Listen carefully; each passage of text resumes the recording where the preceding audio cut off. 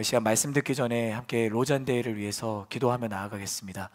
이 시간 기도할 때 하나님, 오늘도 우리가 로잔대회를 위해서 기도합니다. 하나님께서 기뻐하시는 복음이 선포되는 로잔대회가 되게 하여 주시옵소서. 모든 리더십들이 함께 모여 정말 예루살렘 공예와 같이 진리를 수호하고 지키는 그 마음과 시선을 놓치지 않고 일주일 기간 하나님의 은혜 아래, 하나님의 선한 손길 아래 로잔대회가 주님 홀로 영광 받으시는 로잔대회 되게 하여 주시옵소서. 그 로잔대회를 가로막는 모든 어둠의 권세들과 그런 세력들 주님 잠잠하게 하시고, 복음이 전해질 때 날마다 가로막는 장애물이 있었음을 기억하며 하나님 앞에 우리가 로잔대회로 올려드리고 맡겨드리는 우리 CH 플러스 모든 지체들 되게 해달라고 함께 기도하며 나아가겠습니다. 기도합시다. 사랑하는 주님, 감사합니다. 하나님, 로잔대회를 위해서 기도합니다. 하나님께서 허락하신 거룩한 선교적 무브먼트가 귀한 대회를 통해 일어나기를 원합니다. 로잔대회를 섬기는 모든 리더십들을 주님 성령의 기름을 충만하게 부어주시고, 복음이 타협하지 않고 온전한 복음으로 선포되기를 원합니다. 온 세상을 향해 복음이 선포되기를 원합니다. 점점 더 이 땅은 창조 질서를 거스르고 하나님의 그 진리가 아닌 것으로 재단되고 있는 이 시대 가운데 로잔대회를 통해 온전한 복음이 다시 한번 더 선포되는 귀한 대회가 되게 하여 주옵소서. 함께하는 모든 운영 요원들과 함께하는 모든 교회가 한 마음과 한 뜻이 되어 주님을 찬양하며 하나님 앞에 홀로 영광 돌리는 귀한 로잔대회가 되게 하여 주옵소서. 사랑하는 하나님, 감사합니다. 하나님, 이 땅과 온 열방을 향한 하나님의 긍휼의 마음이 로잔대에 충만하게 임하기를 원합니다. 점점 더 진리가 진리로 아닌 것으로 거절당하고 있는 죄로 얼룩진 이 땅을 주님 불쌍히 여겨주시고, 하박국 선지자가 하나님의 심판을 거두시고 이들을 불쌍히 여겨주옵소서라고 고백하였던 그 선지자의 심정으로 우리가 로잔대를 위해 기도하는 하나님의 사람들이 되기를 원합니다. 하나님, 한마음과 뜻이 되어 로잔대회가 정말 주님께서 기뻐하시는 하나님 영광 받으시는 귀한 대회로 주님 삼아 주시옵소서. 그렇게 행하신 하나님께 모든 것을 맡겨드리며 사랑하는 예수 그리스도의 이름으로 간절히 기도드립니다. 아멘. 오늘 당신은 사명을 다하기까지 멈출 수 없습니다 라는 제목으로 하나님의 말씀을 나누겠습니다. 은생업업자 데메드리오, 여러분 기억하시죠? 우리가 지난주에 함께 살펴봤던 요주의 인물이었습니다. 이 데메드리오의 선동으로 일어났던 에베소의 소동이 지나가고 바울은 에베소를 중심으로 한 아시아 지역에서의 사역을 매듭지어요.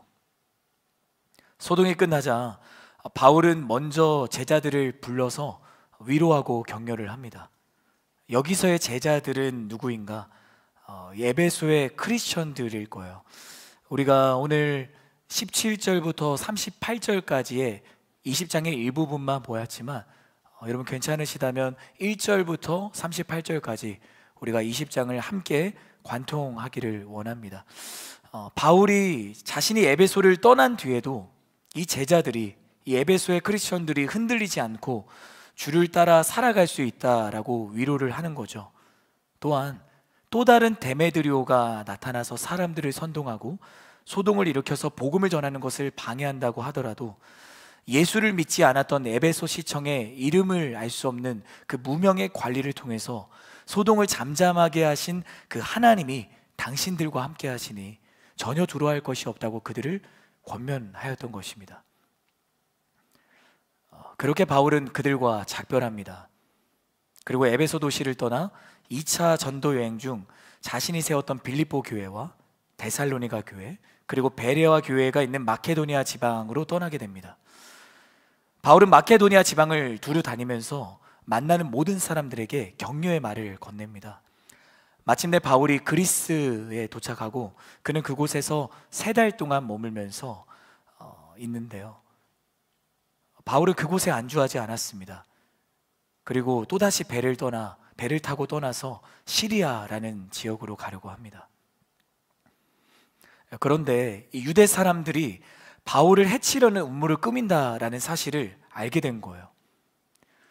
우리가 바울의 선교 여정을 계속 살펴보면서 발견하고 있지만 그가 걸어가는 곳마다 어김없이 그가 복음을 전하는 것을 가로막는 대적들과 방해와 음모가 있었음을 알게 됩니다. 왜 그러한 방해와 음모와 대적들이 있었던 것일까요? 왜냐하면 그가 복음을 전하였기 때문입니다. 예수를 전하는 사명자의 길을 걸어갔기 때문입니다. 사랑하는 여러분, 우리는 사명자입니다. 사명이란 무엇인가? 예수를 전하는 것이 사명입니다. 따라해 주시겠어요? 예수를 전하는 것이 사명입니다. 우리가 그리스도인이라고 고백하는 이 내용 안에는 예수를 전하는 사명 역시 함께 포함되어 있는 거예요. 저는 여러분이 세상이 내가 누구인지를 물을 때 주저하지 않고 나는 그리스도인입니다 라고 담대하게 고백하는 하나님의 사람들이 되기를 바랍니다. 그리고 여러분의 매일의 삶 속에서 예수를 전하는 것이 무엇인지 기록된 말씀을 통해 끊임없이 고민하시고요, 말씀을 따라 내가 어디를 향해 걸어가는 것이 하나님이 기뻐하시는 길인지 주님께서 나로 깨닫게 하셨을 때 주저하지 않고 순종의 길을 걸어가는 여러분이 되기를 바랍니다. 그리고 이 바울이 사명자로서 예수를 전하는 길을 꿋꿋이 걸어갔잖아요. 그러한 것처럼 여러분도 그렇게 사명자의 길을 걸어가는 한 사람이 되기를 바라는 것입니다. 바울은 자신이 사명자의 길을 제대로 걸어가는지 어떻게 점검할 수 있었을까요? 우리도 사명자잖아요. 우리도 순종을 합니다. 그러면 우리가 순종을 할 때마다 나의 순종이 하나님이 기뻐하시는 순종이 맞는가? 내가 사명자의 길을 제대로 걸어가고 있는 것이 맞는가 고민하는 시간들이 있잖아요. 바울은 어떻게 점검하였을까요? 바로 유대인들의 방해와 자신을 죽이려는 음모를 보면서 내가 사명자의 길에 지금 잘 서 있구나라는 것을 바울이 깨달았던 거죠. 여러분, 사명자의 길에는 늘 장애물이 있습니다. 그러나 그리스도인은 복음을 전하는 것을 두려워하거나 겁내지 않아요. 장애물을 결코 피하거나 뒷걸음질 치지 않는 거죠. 넘어가는 거예요. 여러분, 장애물은 피하거나 도망가는 것이 아니라 그 장애물을 직면하고 넘어가는 거예요. 여러분 앞에 어떤 문제와 장애물이 있으십니까? 그 문제를 피하거나 도망가지 마시고 문제와 장애물을 그대로 직면하고 넘어가게 하시는 하나님의 손길을 경험하기를 주님의 이름으로 축복합니다. 넘어가는 거예요. 거룩한 주일, 주를 찾는 이곳 예배의 초소로 우리가 모였습니다. 그리고 우리가 이곳에서 말씀을 듣습니다. 이 또한 예배자의 삶을 가로막는 장애물들이 우리에게 있는 거잖아요. 여러분, 예배 자리로 오시면서 얼마나 많은 고민들이 있으셨어요. 얼마나 많은 우리 가운데 번민이 있으셨나요? 하지만 우리는 이곳 예배를 선택했잖아요. 우리 서로를 격려하며 이렇게 말해 줍시다. 잘 넘어오셨네요. 한 번 더 말해 줍시다. 덕분이죠. 네. 여러분, 장애물을 넘어오셔서 이 예배 자리에 있는 겁니다. 바울은 자신을 해치려고 음모를 꾸미려고 있는 이 유대 사람들이 있음을 알고 마케도니아를 거쳐서 시리아로 다시 돌아오기로 결심을 합니다. 이어지는 4절, 여러분 계속 같이 잘 따라오셔야 돼요. 4절 말씀은 이 바울과 동행한 사람들이 누구인지를 소개해주고 있는데요, 이들은 모두 바울이 아시아로 향하는 길에 함께 동역했던 사람들이었습니다. 그리고 여기에 기록된 사람들은 디모데를 제외하고는 그들이 누구였는지 사실 성경에서는 그 정보들을 발견하기가 어렵습니다. 하지만 한 가지 확실한 것은 이들 모두가 바울의 선교 여정에 든든하게 동역했던 사람들이었다는 거예요. 동역자였다라는 거죠. 혹자는 사명자의 길이 외롭다라고 말을 하더라고요. 물론 성경에서 말하는 것처럼 그 길은 좁고 협착합니다. 반대로 세상의 길은 넓고 편안하고 쉽습니다. 그리스도인은 세상 속에서 세상과 다르게 걸어가는 사람들이죠. 하나님이 맞다고 말씀하시면 세상이 가지 않는 길을 걸어가는 사람입니다. 또 하나님이 아니라고 말씀하시면 모두가 걷는 길을 등지고 걸어가야 되는 것입니다. 그래서 사명자의 길은 한편으로는 외로워요. 그러나 하나님은 우리를 외로움 속에 결코 내버려 두지 않으십니다. 아담이 외로이 홀로 있을 때 하나님 그것을 딱하게 보시고 저것은 아니다 하고 그를 깊은 잠에 빠지게 하시고 하와를 허락하셨잖아요. 그리고 함께 하게 하셨습니다. 여러분, 하나님은 한 사명자가 걸어가는 길에 함께 걷는 동반자를 허락하십니다. 함께 예수를 전하는 동력자를 주시는 거예요. 사명의 동반자가 있다면 좁고 험한 순종의 길도 결코 외롭지 않는 것입니다. 이 생사의 갈림길 앞에서도, 언제 생명이 꺼질지 모르는 그 위협 앞에서도 바울의 믿음이 흔들리지 않을 수 있었던 이유는 그의 곁에 가족보다 더 친밀한 동력자가 있었기 때문이에요. 바울은 이 동력자들을 위해 힘을 얻고 위로를 얻고 격려를 얻고 용기를 얻고 험난하기 그지없는 이 선교의 여정을 담대하게 걸어 나갈 수 있었던 거죠. 이에 이어지는 7절부터 12절까지의 말씀을 보시면 사명을 향한 바울의 애정과 이 뜨거운 열정을, 비록 간접적이기는 하지만 저희가 진하게 경험할 수 있는 내용이 등장을 하는데요. 바울이 드로아라는 지역에 잠시 머뭅니다. 일주일을 머물게 되는데, 그는 그곳에 머무는 이 마지막 날 주일에 드로아에서 교제한 이 크리스천 형제들과 예배를 드려요. 당시 복음을 영접한 이들이었겠죠. 근데 이 드로아의 형제 자매들은 노예나 노동자 같은 하층민들이 정말 많았다고 합니다. 그들에게는 1년 내내 쉬는 날이 없었대요. 그래서 바울은 그들을 위해 하루 일과가 끝나는 저녁에 그리고 주일에 예배를 드렸던 겁니다. 자, 그가 이튿날 드로아를 떠날 예정이었으니 이 드로아 지체들과 드리는 예배는 마지막 예배였을 거예요. 드로아 사람들과. 4개의 아우리치 팀을 기억합니다. 우리 안산과 베트남과 괌과 제주 땅에서 우리가 함께 했던 그 예배, 그 마지막 예배. 물론 안산 M센터는 정기적으로 예배를 하니까 안산은 잠시 뛰고, 베트남과 괌과 제주에서 드렸던 그 마지막 예배, 그 예배를 드리며 우리 안에 가득했던 간절함과 애절함, 아직 여러분 마음 안에 여전히 간직하고 계신가요? 여러분, 바울이 그랬어요. 드로아 지체들과 함께 마지막 예배를 드리는 그 시간이 그에게 얼마나 간절하고 얼마나 감동적이었겠어요. 그러니 그가 진심을 다해 최선을 다해 섬기지 않았겠어요? 우리 사도행전 20장 7절 하반절 말씀 우리 같이 한번 읽도록 하겠습니다. 시작. 그는 다음 날 떠날 예정이었기 때문에. 바울의 강론은 한밤중까지 계속 이어졌습니다. 여기서 한밤중이라는 표현이 나오는데, 이 한밤중이란 자정을 가리키는 거예요. 밤 12시. 그럼 바울 혼자 일방적으로 말씀을 강론했던 것일까요? 그렇지 않습니다. 이 본문의 강론으로 번역된 헬라어를 보니까 디알레고마이라는 헬라어를 쓰고 있는데, 토의하다, 이 토론하다라는 뜻을 지니고 있다 합니다. 무슨 말인가? 복음을 처음 듣고 예수를 영접한 드로아 지체들이 이튿날 자신들이 떠나는 바울에게 얼마나 묻고 싶은 것이 많았겠어요. 이 말씀은 어떤 말씀인가요? 하나님이 여기선 왜 이렇게 말씀하신 걸까요? 계속 질문을 하면서 바울은 대답을 해주는 거죠. 바울의 전심과 드로아 지체들의 진심이 맞닿으니까 그 마지막 예배가 너무 뜨겁고 너무 사랑이 넘치는 거예요. 그러다 보니 자연스럽게 한밤중까지 강론이 이어졌던 거죠. 그래서 이어지는 8절을 보시면 우리가 모여있는 다락방에는 등불이 많이 켜져 있다라는 내용이 우리가 비로소 이해가 되는 거예요.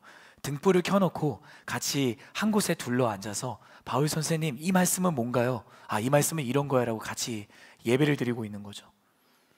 나중에 그런 예배를 우리 CH 플러스 예배 때 드리면 참 좋겠다는 생각이 들어요. 지금 막 등불을 들고 오시라는 건 아니지만 이걸 그냥 등불이라고 치고 12시까지 또 우리가 강론하는 은혜가 있으면 좋겠다 라는 생각이 듭니다. 네, 은혜의 열기로 가득한 그 뜨거운 예배의 현장이잖아요. 그런데 모두를 소스라치게 놀라게 할 사건이 이어지는 겁니다. 예배가 드려지는 다락방에 모인 사람 중에 유두고라는 한 청년이 있었습니다. 당시 유두고는 흔한 노예의 이름이었기 때문에 아마도 그도 노예 중에 한 사람이 아니었을까 성경은 이야기를 합니다. 그는 창가에 앉아 있었어요. 그리고 바울이 전하는 말씀을 듣고 있었습니다. 아마도 하루의 고된 노동으로 인해 온몸의 피로가 극에 달했을 것입니다. 유두고는 졸지 않으려고 아마 창문에 걸터하지 않았을까라는 생각을 합니다. 그러나 피로의 무게에 못 이겨서 눈꺼풀은 점점 무겁게 내려가는 것이 아니겠어요? 결국 유두고는 졸음을 이기지 못하고 깊은 잠에 빠지게 되는 거죠. 본문을 보면 그가 얼마나 깊이 잤던지 골아 떨어졌다까지 표현을 합니다. 사랑하는 자에게 때로는 단잠을 주시는 하나님이시니 여기까지는 또 다른 의미의 회복의 은혜가 있었겠다라고 생각이 드는데, 깊은 잠에 빠진 이 유두고가 그만 몸에 힘이 풀리면서 3층에서 떨어진 거예요. 그리고 죽고 맙니다. 갑작스러운 이 유두고의 죽음을 보면서 사람들의 반응은 어땠을까요? 어찌할 바를 모르고 발을 동동 구르는 사람들도 있었을 겁니다. 슬퍼하며 소리내어 우는 사람들도 있었을 겁니다. 겁에 질린 채 두려워하며 이게 무슨 일인가 하며 막 그렇게 이야기하는 사람들도 있었을 거예요. 바로 그 순간 사람들 틈으로 한 사람이 헐레벌떡 뛰어내려오는 것이 아니겠어요? 그 사람이 누굽니까? 바울은 유두고 위에 자신의 몸을 포개어 그를 끌어안은 채 엎드려요. 마치 선지자 엘리야가 사르밧 과부의 아들이 죽자 그가 그 아들을 끌어안았던 것처럼 말이죠. 그때 바울이 담대하게 선포합니다. 소란 피우지 마십시오. 그에게 목숨이 있습니다. 그러자 유두고는 정말 다시 살아났어요. 바울이 유두고를 살린 것이 아니죠. 바울의 믿음의 선포를 통해 하나님의 숨결이 그의 코끝에 닿았고 그분의 생명이 유두고 안에 임하셨기 때문에 유두고가 죽은 자 가운데 다시 살아난 겁니다. 저는 여러분이 바울과 같이 다른 사람을 살리는 기적의 통로로 사용되기를 바랍니다. 눈앞에 어떤 문제가 있더라도 그 문제만을 바라보고 낙담과 절망에 빠져 있는 것이 아니라 문제보다 크신 하나님을 바라보는 믿음의 눈이 뜨이기를 주님의 이름으로 축복합니다. 더 나아가서 쓰러져 있는 유두고처럼 영적으로 쓰러져 있는 그 지체에게 찾아가서 그를 사랑으로 격려하고 끌어안고 그를 위해 예수의 이름으로 중보하는 사람들이 되기를 바랍니다. 자, 그런데 그렇게 유두고가 살아나자 바울은 무엇을 하는가? 다시 위층 올라가서 또다시 말씀을 전하는 거예요. 밤새도록. 저도 한 열정 하는데 바울의 열정은 따라잡지 못하겠더라고요. 생각을 해보세요. 분명히 한 청년이 죽었다가 그래도 감사하게 다시 살아났어요. 그러면 자, 이만합시다. 자, 여기서 우리 이제 각자의 자리로 돌아가십시다 할 수도 있는데, 자, 그런데 말이죠, 제가 어디까지 말씀을 했죠? 하면서 또다시 강론을 이어나가는 거예요. 얼마나 바울이 이 복음에 대한 열정이 충만했는가를 우리가 미루어 짐작할 수 있는 거죠. 이 장면을 깊이 묵상하면서 저는 괜히 웃음이 나더라고요. 바울 진짜 대단하다. 모르겠어요. 오늘 말씀을 듣고 이런 대화들이 오고 갈지 모르겠습니다. 오늘 설교 시간에는 이상하게 졸리지 않던데, 졸리면 여기서 살짝 넘어져도 다치지는 않을 것 같은데, 졸지 않기를 주님의 이름으로 축복합니다. 저는 여러분이 바울같이 말씀을 생명보다 귀하게 여기기를 바라고요, 그 말씀을 따라 매일을 살아가기를 바랍니다. 그가 자신의 그 사명을 다하기까지 이 멈추지 않을 수 있던 열정이 있었던 이유는 무엇인가? 그 원동력이 어디에 있었기 때문인가? 하나님의 그 기록된 말씀에 있었기 때문이에요. 여러분, 아무리 좋은 자동차라도 하더라도 엔진이 죽으면 그 차는 전혀 움직이지 않아요. 말씀은 엔진과도 같습니다. 여러분은 하나님이 내게 맡기신 사명을 위해 살아가기를 원하십니까? 그럼 말씀을 붙들고 살아가기를 바랍니다. 오늘 내게 하시는 하나님의 말씀이 무엇인지를 듣고 그 가운데 나를 향한 그분의 뜻을 깨닫고 하루를 살아가는 사람과 그렇지 않은 사람은 전혀 다른 삶을 살아가는 거죠. 바울의 하루는 날마다 하나님의 기적을 경험하는 매일이었습니다. 저는 여러분이 살아가는 그 하루가 매일마다 하나님의 기적을 경험하기를 바랍니다. 그리고 말씀의 사람인 바울처럼 그가 말씀의 사람이었기 때문에 죽어있는 유두고를 살린 거잖아요. 그리고 그의 곁에 있던 다른 사람들도 죽은 자가 살아나는 기적을 함께 경험한 거잖아요. 여러분이 말씀의 사람일 때 여러분 곁에 있는 사람이 위로를 받게 되는 거고요, 여러분이 말씀의 사람일 때 내 곁에 있는 사람이 영적으로 지치고 죽어가고 있을 때 나를 통해 그 사람이 살아나는 은혜를 경험하게 되는 것입니다. 그렇게 날이 밝고 바울과 그 일행은 드로아 지체들과 작별을 하고 그곳을 떠납니다. 우리 이어지는 사도행전 20장 13절부터 15절까지의 말씀, 13절부터 15절까지의 말씀을 우리 한 번 더 읽도록 하겠습니다. 시작. 우리는 먼저 출발해 배를 타고 아소로 가서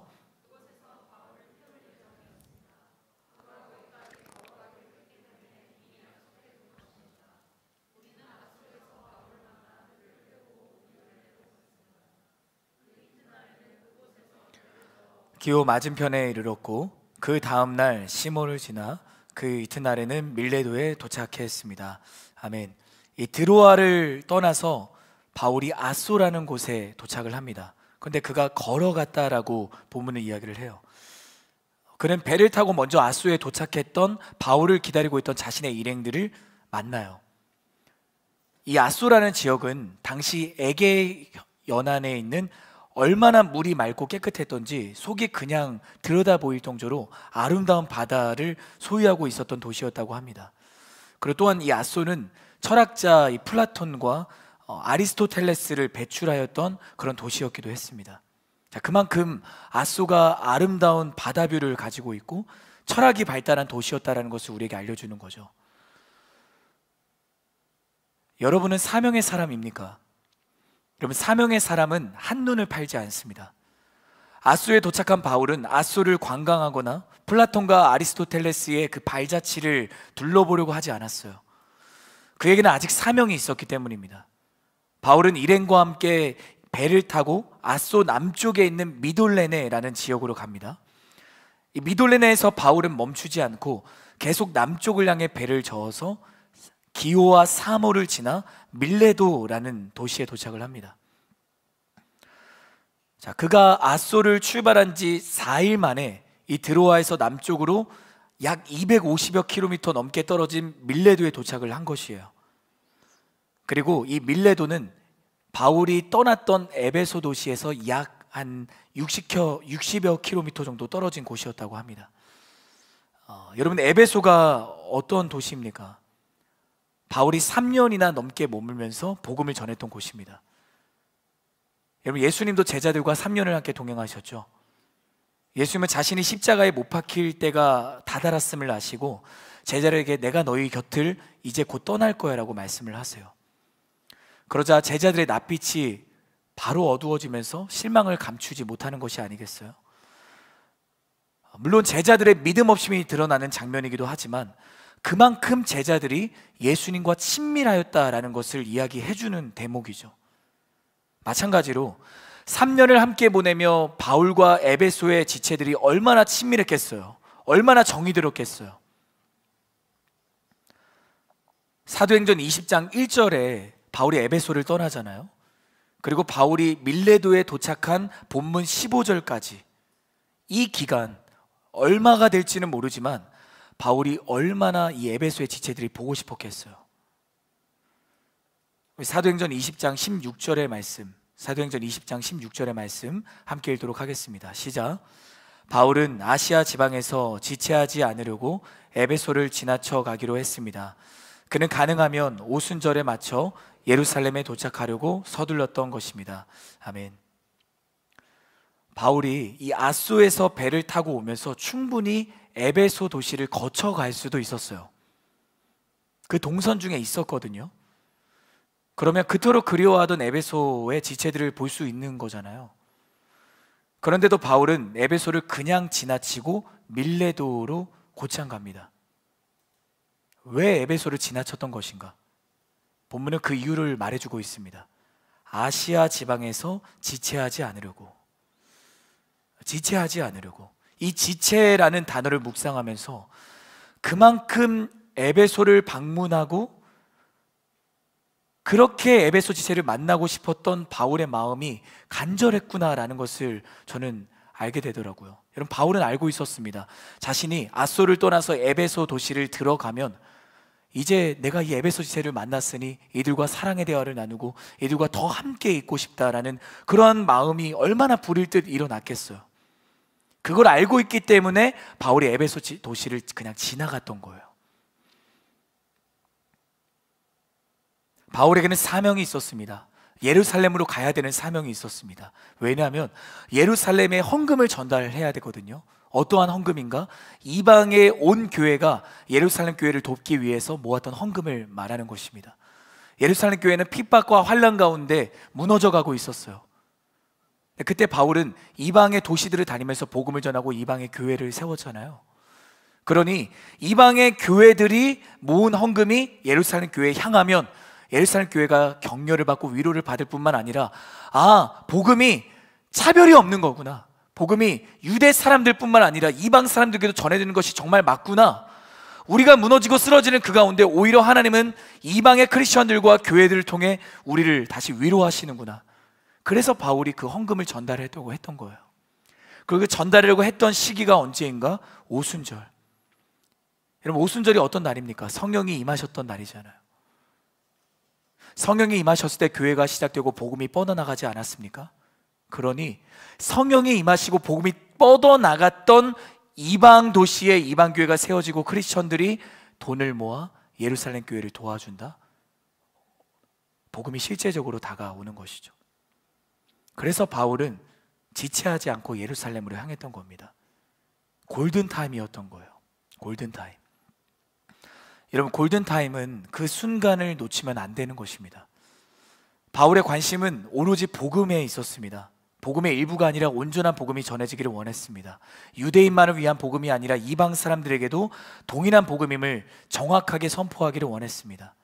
그게 바울이 다해야 될 사명이었던 것입니다. 그래서 바울은 예루살렘을 향해 지체하지 않고 달려나갔던 거예요. 바울은 자신의 3차 전도여행의 최종 목적지가 예루살렘임을 분명히 확인했습니다. 무엇을 통해 그가 그것을 확인했을까요? 자, 제가 아까 바울이 앗소를 떠나서 갈 때, 그 전에 바울이 에베소를 떠나면서 앗소를 갈 때 자신의 형제 자매들을 먼저 배를 타고 보내잖아요. 그리고 나서 자신은 걸어갑니다. 앗소로 걸어가는 날이 보통 한 사흘 정도 되었다라고 하는데, 사흘 동안 바울은 혼자 고독하게 걸어갔던 거죠. 그가 고독하게 걸어가면서 무슨 생각을 했을까요? 하나님, 내가 걸어가는 이 길이 사명자의 길이 맞습니까? 내가 걸어가는 이 길이 하나님께서 기뻐하시는 길이 맞습니까? 여전히 내 마음에는 에베소 사람들을 향한 그리움이 너무나도 많습니다. 내가 이 길을 걸어가는 것, 하나님 나에게 새 힘을 주옵소서. 그렇게 그가 광야의 시간을 보냈던 거예요.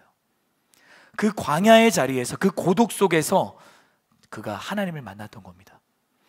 여러분, 광야의 시간은 내 자아가 산산이 부서지고 주신 사명을 확인하게 되는 자리입니다. 따라해 주시겠어요?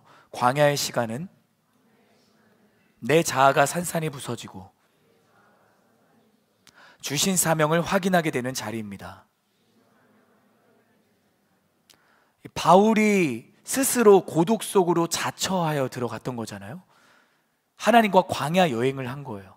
그 하나님과의 광야의 시간을 통해 고난과 핍박이 도사리는 예루살렘으로 가는 것이 하나님이 기뻐하시는 사명의 길이라는 것을 분명히 확인했던 거죠. 여러분은 사명의 사람입니까? 저는 여러분이 하나님과 독대하는 광야의 자리가 있기를 주님의 이름으로 축복합니다. 내가 사명이 흔들리고 내가 정말 걸어가는 이 순종의 길이 맞는가를 점검하기를 원할 때 하나님과 1대1로 만나는 그 자리가 있어야 되는 것입니다. 그럴 때 있잖아요. 우리가 받은 은혜가 연기처럼 사라질 때가 있지 않습니까? 사실은 사라지는 것이 아닌데, 은혜를 발견하는 것이지, 은혜를 내가 이때는 은혜를 받고 이때는 은혜를 받지 못하고가 아니잖아요. 주어진 은혜를 내가 발견하는 거지 않습니까? 그런데 나도 모르게 은혜를 받고 안 받고를 결정하고 있을 때가 있잖아요. 왜 그런가? 내가 하나님과 만나는 광야의 시간이 흔들리고 있기 때문이에요. 여러분, 이곳 공동체에서 예배하는 시간도 너무나도 중요하지만 여러분이 일상에서 하나님과 1대1로 만나는 광야의 시간이 반드시 있어야 되는 줄 믿습니다. 기도의 자리로 나가시고 말씀을 묵상하는 자리로 나가시고 그 가운데 하나님이 나로 제대로 걸어가게 하시는 은혜를 허락하실 줄 믿습니다. 그럼 이 바울이 에베소를 지나쳐 밀레도로 갔다고 해서 3년이나 함께 지냈던 모든 에베소 지체들을 외면했던 것인가? 그렇지 않죠. 바울은 밀레도에 도착해서 에베소에 사람을 보내서 장로들을, 이 에베소 교회 장로들을 밀레도로 불러오게 합니다. 장로들을 불렀던 이유는 자신이 이제 아시아를 떠나면 앞으로 자신을 대신해 이 에베소 교회의 형제들과 자매들 뿐만 아니라 모든 아시아 교회의 형제들과 자매들을 책임질 사람이 장로들이었기 때문입니다. 그래서 그 장로들에게 지금 부탁을 하고 있는 거예요. 이것이 우리가 오늘 읽은 본문 18절부터 이어지고 있는 바울의 고별 설교입니다. 우리가 17절부터 38절의 본문을 이해하기 위해서는 제가 여러분과 나누었던 1절부터 16절의 말씀을 여러분이 기억해야 합니다. 27절부터 38절까지의 본문은 예수님의 복음서를 제외하고 성경에서 가장 감동적인 장면이라고 말할 수 있는 내용이기도 합니다. 바울의 마지막 유언이죠. 우리 18절과 19절의 말씀 함께 읽도록 하겠습니다. 시작. 장로들이 도착하자 바울이 말했습니다.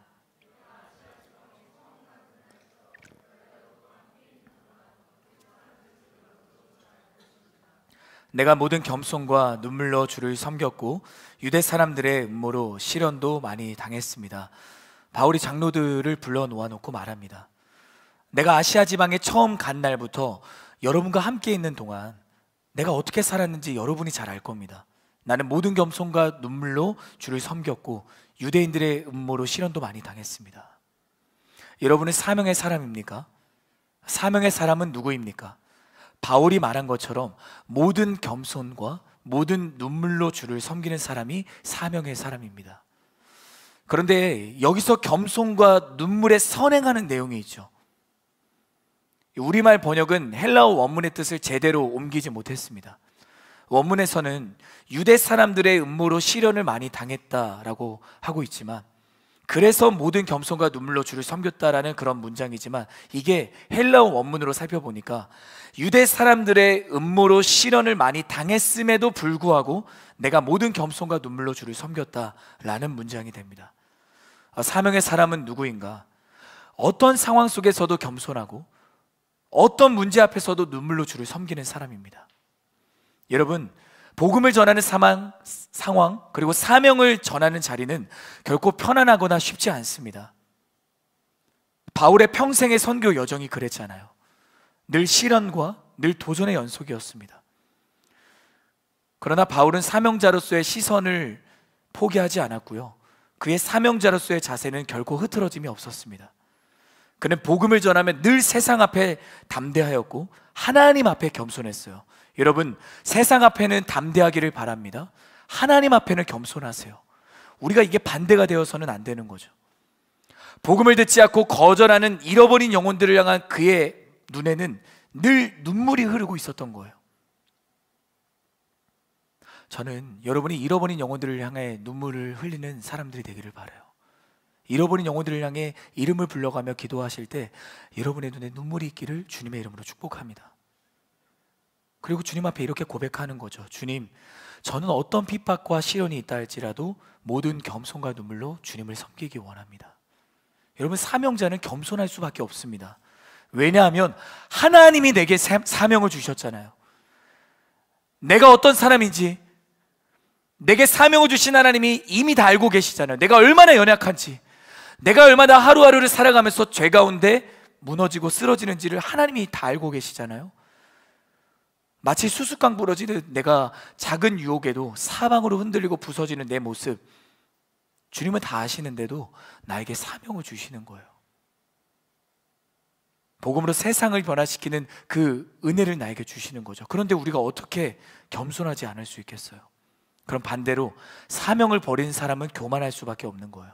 따라해 주시겠어요? 사명을 버린 사람은 교만할 수밖에 없는 것입니다.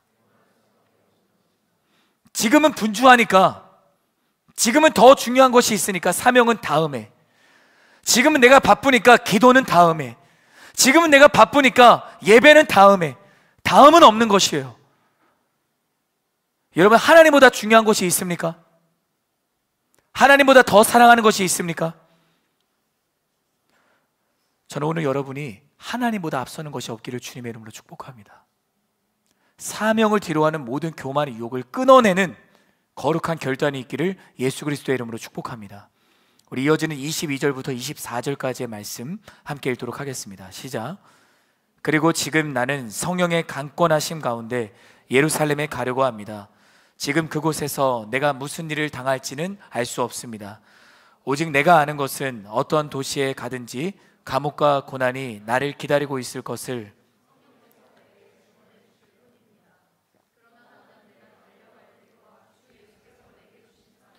곧 하나님의 은혜의 복음을 증언하는 사명을 다 완성하기 위해서라면 내 생명을 조금도 귀한 것으로 여기지 않습니다. 아멘.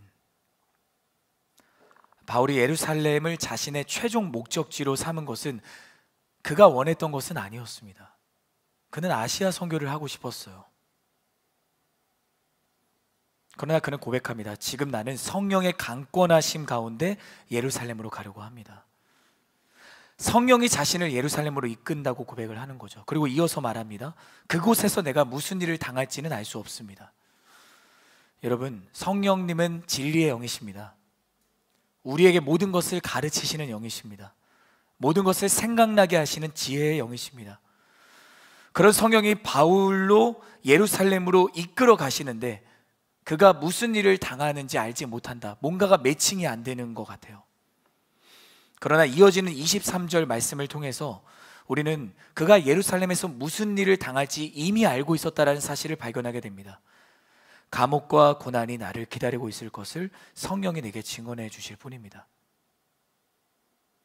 자, 그런데도 자신이 무슨 일을 당할지 알지 못한다고 바울이 이야기했던 이유는 무엇일까요? 성령이 이끄시는 대로 내가 나를 온전히 맡기겠다는 믿음의 고백인 거예요.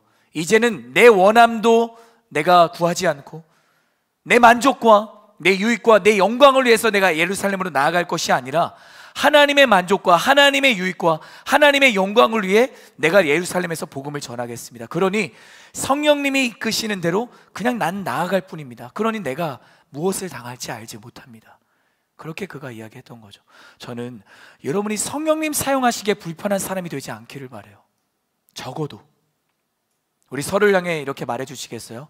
성령님이 사용하시기에 불편하지는 맙시다. 성령님이 사용하시기에 우리 불편한 사람은 되지 말아야 됩니다. 어떻게 우리 자신을 성령님께 맡길 수 있을까요? 자기 부인한, 나를 부인하는 것이요, 내 유익을 부인하고요, 내 만족을 부인하고요, 내가 얻을 영광을 부인하는 거예요. 저는 저와 여러분이 예수님을 부인하지 않기를 바랍니다. 목사님, 저는 예수님 부인한 적이 없는데요. 아니요, 주님이 언제나 나와 함께 하심에도 내가 주님의 말씀을 따라 순종하는 삶을 망설인다. 말씀과 기도의 자리가 점점 좁아지고 사라져가고 있다. 예배가 어느새 2순위, 3순위가 되어가고 있다. 감사가 미련해 보이고 불평을 선택한다. 매일을 살아가며 아무리 작은 순종이라도 내가 최선을 다하지 않고 있다. 그러면 나는 예수님을 부인하는 거예요. 여러분, 예수님 부인하지 않는 하나님의 사람이 되기를 주님의 이름으로 축복합니다. 그래서 주님 말씀하시는 거예요. 제가 읽을게요. 마태복음 10장 33절의 말씀. 누구든지 사람 앞에서 나를 부인하면 나도 하늘에 계신 내 아버지 앞에서 그를 부인하리라. 예수님 부인하지 않는 저와 여러분이 되기를 바랍니다. 작은 순종조차 가벼이 여기지 않아야 되는 거죠. 최선을 다하는 사명자로 살아가야 되는 거예요. 결론입니다. 여러분, 이어지는 24절의 말씀을 보면 바울이 이렇게 고백을 합니다. 나는 내가 달려갈 길과 예수님이 내게 주신 사명을 다 완성하기 위해서라면 내 생명을 조금도 귀한 것으로 여기지 않습니다. 우리가 너무나도 잘 알고 있는 바울의 고백 중 하나입니다. 여러분, 바울은 알고 있었습니다. 예루살렘으로 자신이 들어가는 순간 자신이 감당할 수 없는 핍박과 환난이 찾아올 것이라는 것을 알고 있었어요. 그런데도 그가 예루살렘으로 가는 길을 뭐라고 지금 표현을 하나요? 내가 달려갈 길, 내가 달려갈 길, 내가 걸어가야 할 길이라고 고백하는 것도 대단한 고백일 텐데 내가 달려갈 길이라고 거침없이 고백하는 것입니다. 그리고 이어서 자신이 복음을 전하는 사명을 완성하기 위해서라면 내 생명 내가 하나도 귀하게 여기지 않겠습니다라고 고백을 하는 거죠. 어떻게 바울이 이렇게 놀라운 고백을 할 수 있었을까? 역시나 그가 대단한 믿음의 소유자였기 때문일까? 우리와는 바울이 뭔가 다른 사람이기 때문일까? 그렇지 않습니다.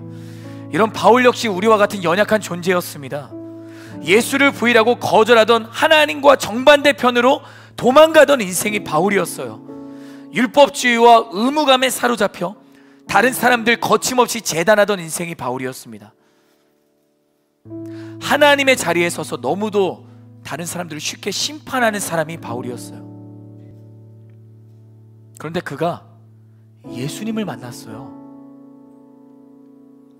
바울은 자신이 그토록 철저하게 부인하던 다메섹으로 가던 길 위에서 예수님을 만난 거예요.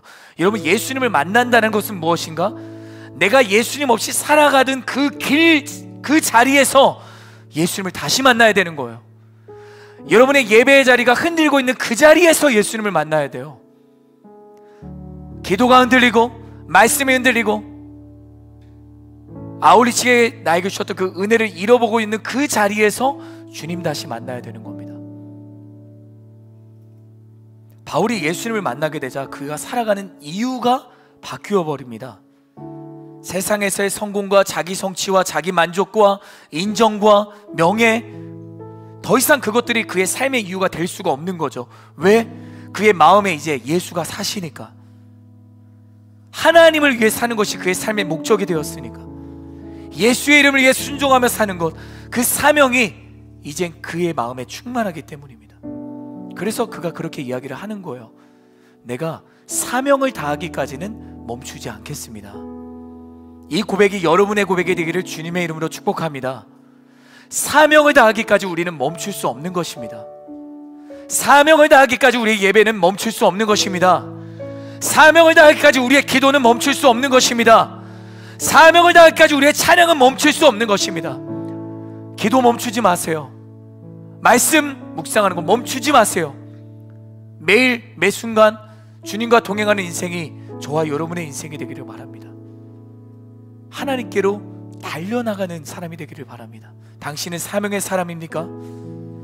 저는 여러분이 하나님을 위해 살아가는 거룩한 인생이 되기를 바라고, 오직 예수의 이름으로 인해 복음을 전하는 사명을 다하기까지, 우리 하나님 부르심 받는 그때까지 주님 사랑하며 주님과 동행하는 인생이 되기를 바랍니다.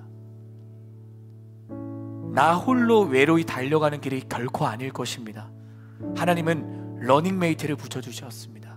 바로 여러분 곁에 있는 동역자, 여러분 곁에 있는 동반자, 그 동반자와 동역자가 여러분의 러닝메이트예요. 그리고 하나님이 우리에게 영원한 러닝메이트를 붙여주셨습니다. 그분은 바로 성령 하나님. 그래서 우리는 오늘도 성령을 구해야 될 줄 믿습니다.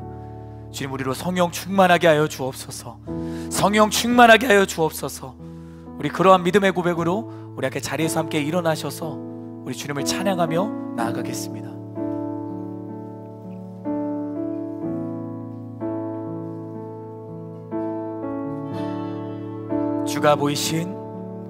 주가 보이신 생명의 길, 나 주님과 상한 마음을 주님 앞에 나가리.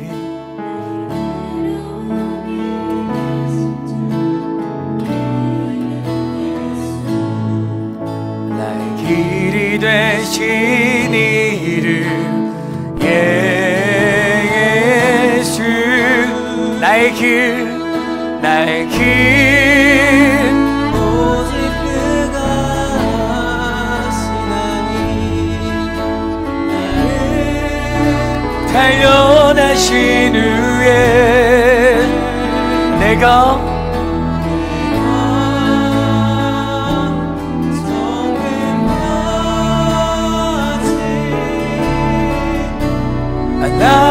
나오리.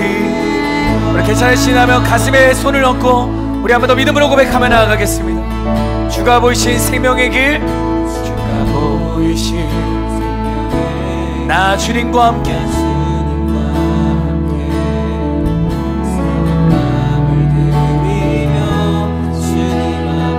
아멘. 나의 이름이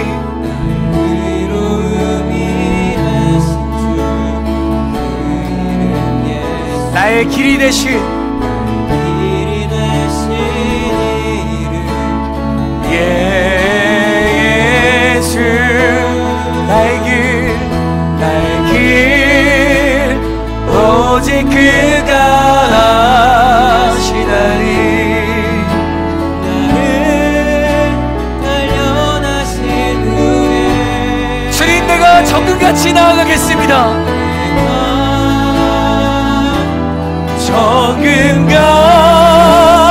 정금같이 나 우리 한 번 더 고백합시다. 나의 길 오직 그가 하시다니. 아멘. 나를 발견하신 후에 내가 정금같이